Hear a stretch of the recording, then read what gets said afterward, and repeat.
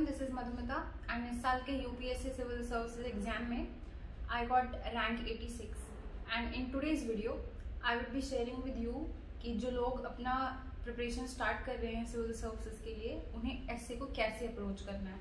सबसे पहले तो let us talk about the format of this exam. SA के बारे में जो मैं बोल रही हूँ, तो ये 3 घंटे का एग्जाम होता है जिसमें आपको 2 एसए लिखने होते हैं। सेक्शन ए होगा, 4 उसमें एसए होंगे, आपको 1 चूज करना है। सेक्शन बी में भी सिमिलरली 4 ऑप्शंस होते हैं, 1 चूज करना होता है। तो 125 नंबर के आपके 2 एसेज होते हैं।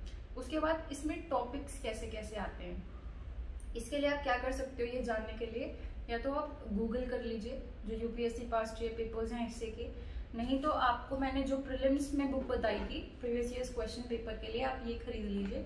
एंड में इसमें दिए हुए हैं सारे 1993 से लेके 2018 तक जो भी आपके ऐसे यूपीएससी में आए हैं वो सारे इसमें गिवन है। एग्जाम्पल के लिए मैं कुछ थीम्स आपको बता देती हूँ जो पहले पूछी जा चुकी हैं। एजुकेशन पे, वुमेन पे, इंटरनेशनल रिलेशन के कोई इश्यूज हैं जैसे नॉन अलाइनमेंट मूवमेंट है उस पर, आर्टिफिशियल इंटेलिजेंस पे भी आया है, और कोई कोट आपको दे देते हैं उस पर एक्सपेंशन करके आपको लिखना होता है। फिर अपने साइंस से रिलेटेड कुछ इश्यूज होते हैं, टेक्नोलॉजी रिलेटेड, ग्लोबलाइजेशन के कुछ इश्यूज होते हैं। And for the more I just have to see once poverty, social justice, environment versus development, multinational corporations के ऊपर, मीडिया, सिनेमा। तो हर एक जो आप थीम पढ़ते हो जनरल स्टडीज में उससे रिलेटेड ऐसे क्वेश्चंस पूछे जा सकते हैं। अब इसके बाद टॉपिक सब आपको पता चल गए, उसके बाद देखना है कि कंटेंट। अब कंटेंट कहाँ से आएगा? देखिए एसए का जो कंटेंट है ना, that is mostly source from your GS preparation and optional also. GS के लिए जो आप डेटा प्रिपेयर करते हो, जो फैक्ट्स प्रिपेयर करते हो, वो आप उसमें यूज़ कर सकते हैं। और ऑप्शनल का भी जो है इसमें मटेरियल यूज़ किया जा सकता है। जैसे मेरा ऑप्शनल हिस्ट्री था तो मैंने काफ़ी सारे एग्जाम्पल्स उसमें दिए थे। मेरा एक टॉपिक था कि कुछ ऐसा था कि आप अपने फेलियर्स को कैसे सक्सेस में कन्वर्ट करते हो, आइडेंटिफाई करके कि मेरी वीकनेस क्या है। तो मैंने बाबर का, हुमायूं का एग्जाम्पल उसमें दिया था, माइकल फेल्प्स का दिया था जो स्पोर्ट्स पर्सन थे, कि उनको इनिशियली ही did not have the guts to put his head under water, लेकिन बाद में उन्होंने ओलंपिक्स जीते, इतने सारे ओलंपिक मेडल्स जीते, उनका रिकॉर्ड भी है। तो कैसे होता है, कैसे अपनी वीकनेस को आप आइडेंटिफाई करके उनको अपनी स्ट्रेंथ में कन्वर्ट कर देते हो, तो इस टाइप का इसमें था। और तो यही है कि आप कैसे कैसे उसमें कंटेंट कैसे चूज करेंगे वो मैं बता रही थी, थोड़ा मैं ही कंफ्यूज हो गई यहाँ पे। हाँ, तो ऑप्शनल का मटेरियल लिख सकते हो कंटेंट में, जीएस का आप मटेरियल लिख सकते हो। इन एडिशन आप क्या कर सकते हैं कि जो भी आपने थ्रू आउट अपने जो एकेडमिक्स में, मतलब स्कूल में, कॉलेज में बुक्स पढ़ी हों या फिर मूवीज़ देखी हों, आप उनका भी एग्जाम्पल दे सकते हैं। जैसे आर्टिफिशियल इंटेलिजेंस पे जो मैंने ऐसे लिखा था इस साल, उसमें मैंने टर्मिनेटर मूवी का एग्जाम्पल दिया था, अपनी स्टार्टिंग वहीं से की थी। तो ऐसे ऐसे आप कंटेंट बना सकते हो। उसके बाद आपको क्या करना है कि टॉपर्स जो प्रीवियस ईयर्स के हैं उन्होंने ऐसे कैसे लिखा था ये आप देख सकते हो। वो आपको कैसे पता चलेगा? विजन आईएएस की वेबसाइट पे जाके टॉपर्स बुकलेट का एक सेक्शन है रिसोर्सेज के अंदर, वहां पे आप जाइए और टॉपर्स बुकलेट डाउनलोड कर लीजिए। वहाँ पे टॉपर का नाम लिखा रहता है, उसके अंदर उसकी बुकलेट्स होती हैं जो उन्होंने टेस्ट दिए थे वहाँ पे टेस्ट सीरीज में। और ऐसे ही जीएस स्कोर है, वहाँ पे भी आपको टॉपर्स बुकलेट मिल जाएंगी। तो आप देख लीजिए कि उन्होंने ऐसे कैसे लिखा है, कैसे डेटा यूज किया हुआ है, कैसे कोड्स यूज किए हैं। आप भी सिमिलर पैटर्न फॉलो कर सकते हैं। एडिशनली एक काम आपको और करना है कि कोड्स का एक कलेक्शन बना लीजिए कि महात्मा गांधी ने ये कहा, नेल्सन मंडेला ने ये कहा, मार्टिन लूथर किंग जूनियर ने ये बोला है, एरिस्टोटल ने ये बोला है, गौतम बुद्ध ने ये बोला है। तो जब भी आपके पास थीम ऐसे की आएगी तो आपको कोड यूज कर सकते हो, उसकी बिगिनिंग के लिए, उसकी एंडिंग के लिए भी। फिर अब ये है कि जो आपका एक थीम आप सिलेक्ट करेंगे ऐसे में, उसको कैसे एक्सपैंड करेंगे, बिकॉज वहाँ पे 1 लाइन होगी, कई बार एक वर्ड भी हो सकता है, उसको आपने एक्सपैंड करना होता है। तो आप उसको कैसे एक्सपैंड करते हैं? पहला आप क्या कर सकते हो कि आपका जो जीएस का सिलेबस है ना, उसका पैटर्न देखिए क्या है। जीएस 1 में पहले हिस्ट्री है, तो link the topic with history, historical dimension. उसके बाद आपका सोसाइटी है, तो link the topic with social dimension. फिर ज्योग्राफी के साथ उसको लिंक कीजिए। सिमिलरली जीएस 2 में क्या है? पॉलिटी के साथ लिंक कीजिए, कॉन्स्टिट्यूशन के साथ, कि कोई नया लॉ आया है, अगर वुमेन पे आप लिख रहे हो तो वुमेन के लिए कोई अगर लॉ पास किया है अभी तो आप उसका एग्जाम्पल दे सकते हो।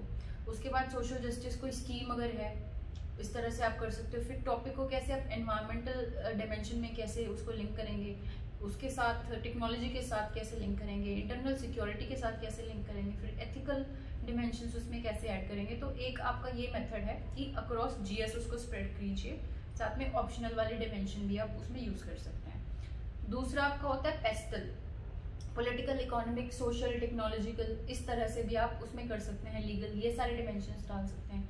फिर आपका हो सकता है पास्ट, प्रेजेंट और फ्यूचर, की पहले क्या होता था, अब क्या हो रहा है, आगे क्या होगा, ये भी एक उसमें हो सकता है। तो इस तरह से करके आप अपने ऐसे का जो कंटेंट है वो एक्सपैंड कर सकते हैं। और जब ये सब हो जाएगा तो लास्ट में आपने क्या करना है कि when you have the syllabus with you, I mean you have the content with you, you know कि मेरे को कौन सी थीम चूज करनी है, किसमें I would be more comfortable, philosophical में या ऐसे जो आपके जनरल स्टडीज रिलेटेड होते हैं इनमें, क्योंकि आपने पूरा पढ़ा होगा।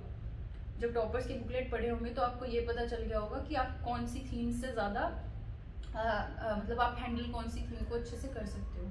तो अब आपने क्या करना है, that you have to test yourself. आपको ये देखना है कि जब मुझे 3 घंटे में एग्जाम लाइक कंडीशन में बैठना है तो क्या मैं ये सब फॉलो कर पा रहा हूँ, क्या मैं थीम्स के साथ अपने आइडियाज़ को अच्छे से लिंक कर पा रहा हूँ, क्या एक अच्छी वोकैबुलरी मेरे पास है अपने आइडियाज़ को पेपर में एक्चुअली लिखने के लिए, do I have those words, ये चीज़। उसके बाद सेंटेंस फॉर्मेशन भी एक टास्क हो जाता है। तो अगर आपने रेगुलर रीडिंग की है न्यूज़पेपर की तो वहाँ से आपको हेल्प मिल जाएगी। बेसिकली टेस्ट करना है कि दिमाग में तो है पर क्या पेपर पे वो आ पा रहा है सब कुछ, क्या लिंकेज अच्छी हो रही है सेंटेंसेस की एक दूसरे के साथ, आइडियाज़ अच्छे से इलेबोरेट कर पा रहे हो, वो फिनिशिंग आ रही है, एंडिंग अच्छे से कर पा रहे हो। तो ये सब चीज़ आपको जब आएगी जब आप टेस्ट सीरीज लोगे।